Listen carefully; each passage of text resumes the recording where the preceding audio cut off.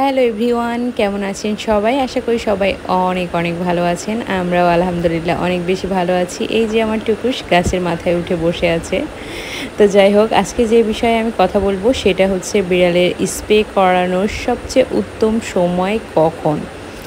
বিড়ালকে যদি আপনি কোনো প্রকার বেবি নিতে না চান বিড়ালের মাধ্যমে, তাহলে হচ্ছে আপনার যেটা করতে হবে সেটা বিড়ালের 5 মাস বয়স হলেই, মানে দেশি বিড়ালের কথা আমি বলছি, 5 মাস বয়স হলেই দেশি বিড়ালের ক্ষেত্রে আপনি ভেটের পরামর্শ অনুযায়ী ওর ওজন যদি ঠিক থাকে, মানে ওর যদি একটা পারফেক্ট ওজন থাকে, দেশি বিড়ালের যদি 2 কেজি প্লাস মানে 2.5 কেজির মতো ওজন থাকে, সেক্ষেত্রে আপনি কিন্তু স্প্রে করিয়ে দিতে পারবেন। আর যদি আপনি পার্সিয়ান ক্যাটের কথা বলি, পার্সিয়ান ক্যাট কিন্তু হিটে আসেই হচ্ছে 1 বছর বা 1.5 বছর এরকম সময় লাগে। কিছু কিছু বিড়ালের ক্ষেত্রে, সব বিড়ালের ক্ষেত্রে না, ম্যাক্সিমাম পার্সিয়ান বিড়াল 1 বছরের মধ্যে হিটে আসে। তো সেক্ষেত্রে আপনি 1 বছরের মতো বয়স হলে পার্সিয়ান বিড়ালকে স্প্রে করিয়ে দিতে পারেন।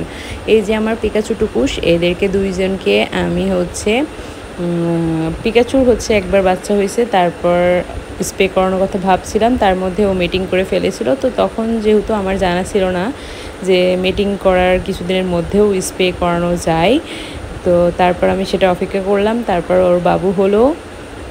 পরবর্তীতে আমি ভেটের সাথে কথা বললাম, বলার পর ভেট বললেন যে হ্যাঁ, আপনি এখন নিয়ে আসেন। বিড়ালের বয়স যখন, মানে বাচ্চার বয়স যখন 2 মাস হলো, পিকাচুর বাচ্চার বয়স, ঠিক তখন আমি পিকাচুকে 2 মাস আর কিছুদিন হয়েছিল আর কি, তখন আমি পিকাচুকে স্প্রে করিয়ে দিলাম। এবং পিকাচুকে যখন স্প্রে করানোর সিদ্ধান্ত নিলাম, ওর সব ধরনের টিকা মানে ভ্যাকসিন দিয়ে নিলাম। আগে ভ্যাকসিন দিতে হবে আপনার র্যাবিস, তারপর ফ্লু, এই 2টা ভ্যাকসিন আপনি দিয়ে অন্ততপক্ষে 15 দিন অপেক্ষা করতে হবে, মানে ভ্যাকসিনটা যেন কাজ শুরু করে। তারপর হচ্ছে বিড়ালকে স্প্রে করিয়ে দেওয়া যাবে, কোনো সমস্যা হবে না।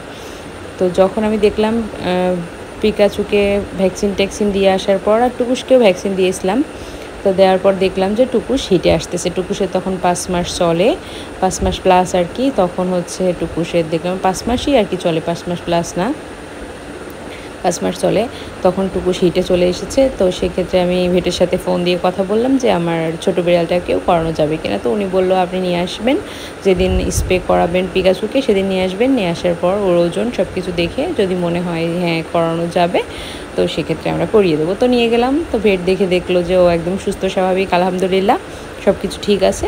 তো সেই সময় টুকুসকেও আমি স্প্রে করিয়ে আনলাম, দুজনকে একসাথে স্প্রে করিয়ে আনলাম। আর আলহামদুলিল্লাহ দেখতেই পারছেন ওরা অনেক দুরন্ত আর অনেক খেলাধুলা করে, মজা করে। ওরা এখন আলহামদুলিল্লাহ ভালো আছে। আমার পিকাচুটা বেশ মানে এখন একটু ভালো বেশি খাওয়া দাওয়া করে, ওর শরীর স্বাস্থ্য বেশ ভালোই হয়েছে। আর টুকুস তো কেমন দুরন্ত, কত সুস্থ স্বাভাবিক আলহামদুলিল্লাহ, সেটা আপনারা খুব ভালোভাবে দেখেন। পিকাচু একটু আর কি চুপচাপ টাইপের বিড়াল, আদুরে টাইপের, ও অত বেশি চঞ্চল না, শিকার ধরা ওইসব চিন্তা ওর নাই। তো বিড়ালকে আপনি 5 মাসের মধ্যে যদি ওর ওজন বা সব কিছু ঠিক থাকে তাহলে স্প্রে করে দিতে পারবেন। আর এর পরেও করানো যাবে, কোনো সমস্যা নাই, ভেটের সাথে কথা বললেই বুঝতে পারবেন। আর পার্সিয়ান ক্যাটকে আপনারা হচ্ছে 1 বছরের মধ্যে স্প্রে করাতে পারবেন, বড় জোর 1.5 বছরের মধ্যেও করাতে পারবেন, কোনো সমস্যা নাই। আর স্প্রে করানোর ক্ষেত্রে আপনাদের একটা কথা মাথায় রাখা উচিত, সেটা হচ্ছে বিড়ালকে স্প্রে করানোর জন্য যে সিজনটা আপনাদের বেছে নেওয়া উচিত সেটা হচ্ছে শীতকালের শুরুর দিকে বা শীত শেষ হয়ে যাচ্ছে এরকম মুহূর্তে, অক্টোবর বা হচ্ছে ফেব্রুয়ারির দিকে। তাহলে এই সময় খুব দ্রুত স্প্রের ঘাটা শুকিয়ে যায়। গরমের মধ্যে করলে স্প্রের ঘা বা কাটার জায়গায় ইনফেকশন হতে পারে, নানান রকম সমস্যা হয়ে যেতে পারে।